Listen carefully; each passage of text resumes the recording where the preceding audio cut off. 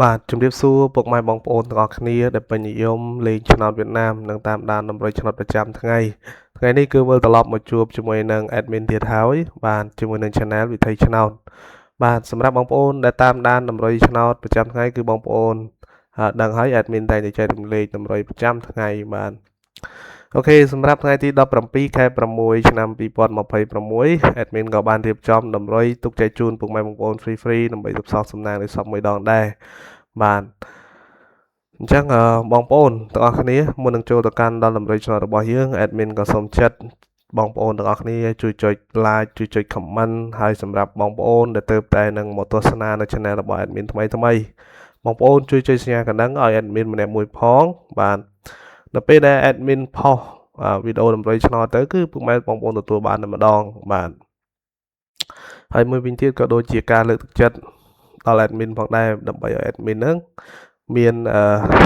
ទឹកចិត្តស្វែងរកតម្រុយឆ្នោតចែកជូនពុកម៉ែបងប្អូនល្អណាសុទ្ធតែនិយាយទៅគឺសុទ្ធសឹងតែភាគរយខ្ពស់បាទសម្រាប់បងប្អូនដែលចាក់ទៅគឺត្រូវបាទឥឡូវកុំឲ្យខាតពេលវេលាយូរយើងចូលទៅកាន់តម្រុយឆ្នោតរបស់យើងតែម្ដងបាទអញ្ចឹងថ្ងៃនេះ admin មានលេខចំនួន2ខ្ទង់នៃសពមួយដងដែរអញ្ចឹងដោយខ្ទង់ទី1គឺបាទថ្ងៃនេះ admin មានលេខ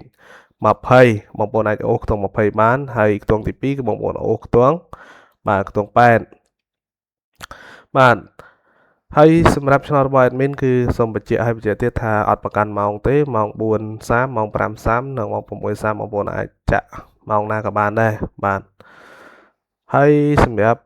2លេខអញ្ចឹង2លេខថ្ងៃនេះគឺ admin មាន2ខ្ទង់ដូចគ្នាដោយខ្ទង់ទី1គឺយើងផ្សំសំណាងជាមួយនឹងលេខបាទ27បងប្អូនទាំងអស់គ្នាហើយលេខខ្ទង់ទី2គឺលេខ86បាទបងប្អូនអាចធ្វើការផ្សំសំណាងជាមួយនឹង2លេខបានហើយសម្រាប់3លេខគុណរបស់ admin ក៏ admin មាន2គ្រាប់ចែកជូនពុកម៉ែបងប្អូនដូចគ្នាដែរបាទដោយគ្រាប់ទី1គឺ128បាទពុកម៉ែបងប្អូនហើយនឹងគ្រាប់ទី2គឺ148បាទអញ្ចឹងលេខអូ2លេខ3លេខគុណពុកម៉ែបងប្អូនអាចយកទៅធ្វើការផ្សំសំណាងទាំងអស់គ្នាបានណាពុកម៉ែបងប្អូនបាទ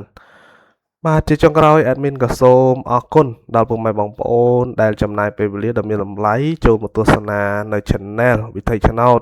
បាទដែល admin តែងតែយកតម្រុយចែកជូនពុកម៉ែបងប្អូនបាទចឹង admin សូមជូនពរពុកម៉ែបងប្អូនទាំងអស់គ្នាជួបតែសំណាងល្អចាក់ត្រូវទាំងអស់គ្នាហេងបាទអញ្ចឹងជាចុងក្រោយគឺ admin សូមគោរពលា